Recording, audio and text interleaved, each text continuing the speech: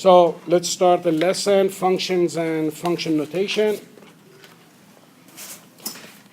To write a function, we use the notation f, okay, or gh, whatever variable you want to use, open bracket, then the independent variable, which is usually x, okay, and then close bracket. And when you read something like f open bracket 3 close bracket, this means f at 3 or f of 3, which you have already seen it before. So this is just a repetition. Remember that f is just an example. You can use any type of variable you want, h of x, t of x, or h of z, whatever. So whatever variable which appears inside the bracket signifies that this variable is independent variable. Okay, the first one is f of x is equal to 2x minus 4. I have to find f of negative 2, f of 5, and f of 1 over 2. To evaluate f of negative 2, just substitute x equal to negative 2 and then simplify. So for the first one, I'm going to get for f of negative 2, I'm going to get 2 times negative 2 minus 4 is negative 4 minus 4 is negative 8. For f of 5, I'm going to substitute 5 instead of x. I'm going to get 2 times 5 minus 4, which is going to be 10 minus 4, which is going to be 6. For half, I'm going to substitute 0.5, much easier. 2 times 0.5 is 1. 1 minus 4 is negative 3. So these are the values of the first function. Very simple, you just evaluate the function at the values. Before I go to the next example, let's look at this one. What is f of negative 2 here? How do you find f of negative 2? There is no x here. So how do you substitute x here for f of negative 2?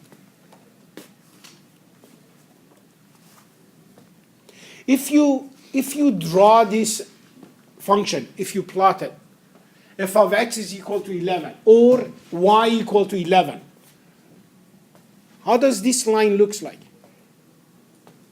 It's just a line. I know it's a line, but what type of line is it? Is it vertical line? Horizontal? Diagonal? What? Horizontal line. It's a horizontal line where y is equal to 11, or yeah, y is equal to 11, or f of x is equal to 11, which is here. Now, this means that for every x that you pick, what is the value of the function? 11. So this means that f of negative 2 is equal to 11, f of 5 is equal to 11, f of half is equal to 11, even if when x does not exist. Everybody understood? So the next notation that we use for functions is called a mapping diagram, which we use arrows to connect every element of the domain to every element of the range. Now, this example, you just see 5 lines which connect 5 elements to 5 elements of the range. There are cases that you have more than 5 lines, okay? For instance, I can give you an example like this one, okay? Another arrow which goes from 5 to 16. Or I can have an arrow going from 3 to 1, okay? So this just shows you how they are related to each other. This means that if I tell you what is the value of the function at 1, you say the value is 1, because the arrow ends at 1. If I tell you what is the value of the function at 3, then you say I am undecided, because I have no idea f of 3 is 1 or f of 3 is 9. Now looking at this mapping diagram, can somebody tell me, is this one a function or it's a relation? Yes, sir. It's a relation. Why it's a relation? Why not a function? Because x values have Yep. two y values. Excellent. Because I do have one, in fact, in here I have two x values that they don't have unique value for y's. Or when you have the mapping diagram, okay, you can see if I draw the vertical line, okay, you can see that the two arrows that they go from 3, they are going to intercept the vertical line at two different points. This is automatically not a function. Or you can say to yourself, okay, here I have more than one arrow going outside one domain value. This means that it's not a function anymore. It's a relation. Okay, for this example, for the first one, I have to write the order pair. So I'm going to start with a curly bracket, open bracket. The first one is 1, -5. The next element is 2, -1. The next one is 3, -5. The next one is 4, 0. The next element is 5, 0. The next one is 6, 5. And the last one is 7 and 8. Now the question is that, is this one a function? You can either look at the mapping diagram and you can see that every x has only one arrow coming out of it. Or you can look at the set and you can see that x's are not repeated. If x is repeated, then automatically you know that it's not a function, it's a relation. For the second one, my set is going to be 2, 1, 2, 2, 5, 3, 8, 7, 11, 5, 14, 4, and last one, 14, 6. Now, the question is that, is it a function? No. One way, looking at the mapping diagram, you can see that there are two arrows coming out of 2 or 14. Or look at the set, you can see elements 2 for the x is repeated twice, then you automatically know that it's not a function anymore. So how am I going to represent a function using mapping notation? Very simple. Let's say I give you a function like f of x is x squared minus 2. Okay, so this is my function. F of x is x squared minus 2. How do I show this one using mapping notation? Very simple.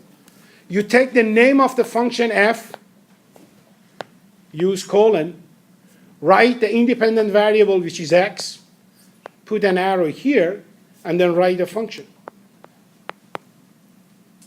This means function f maps x to x squared minus 2.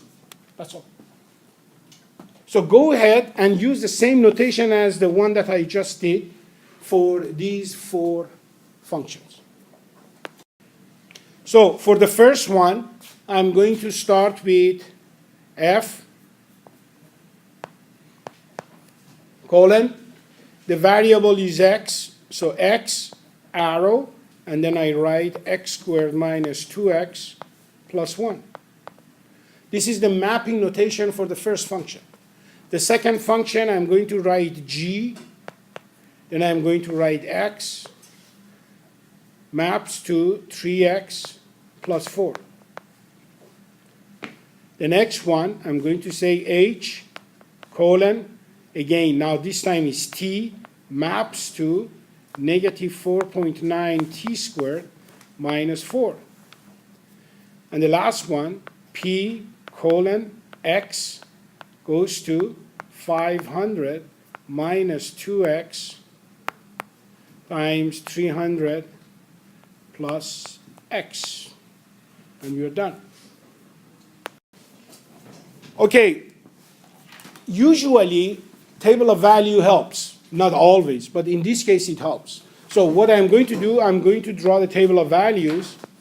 I'm going to say, okay, I know that the temperature depends on distance. So I'm going to write D as independent and T as dependent. Okay? Now, when D is 0, what is temperature? 22. Okay? When D is 8 meters, what is T? 22 minus 1.5. I'm not going to subtract it. I want to look at the pattern. If D is 16, what is 22 minus? No, I'm going to say 1.5 times 2. Okay? When D is 24, it's 22 minus 1.5 times 3. Now, you can see that 22 repeats. You can see that 1.5 repeats every step. Oh, by the way, in the beginning, I can write this guy as 1.5 times 0. Agreed? So you can see 1.5 repeats. You can see the numbers. I can write this one as times 1. Is 0, 1, 2, 3. Okay? So somehow I have to find a relationship between the distance and these numbers. And you can see how I can get from distance 8, I can get 1. How do you get it? I took 1.5 and divided by 8, and then I multiplied that by 1.5 divided by 8? No. You take D and divide it by 8. You get that number, right? If D is 8, what is 8 divided by 8? 1. If D is 16, what is 16 divided by 8? If D is 24 divided by 8? If D is 0, 0 divided by 8? 0. So, what is the formula now? I can write that T is equal to 22 minus 1.5 times what? Times D? D divided by 8. So this is my formula. Okay, to find the temperature when the depth is 40 meters, I just use the function and then evaluate it at D equal to 40. So T40 is going to become 22 minus 1.5 times. Substitute D equal to 40 over 8 in the formula. 40 over 8 is 5. Then if you simplify, you get 14.5 degrees. The next part is, if you know the temperature at the bottom is 5.5, how deep is the lake? Then I'm going to go ahead and use the formula to find the value for D. I know that T is equal to 5.5. So I'm going to say 5.5 is equal to 22 minus 1.5 times D over 8. This is my formula. Everybody knows how to solve this one. I can move this guy to the left. 5.5 minus 22 is going to give me, sorry? Negative 16.5. Negative 16.5 is equal to negative 1.5 times D over 8. I am going to divide by negative 1.5.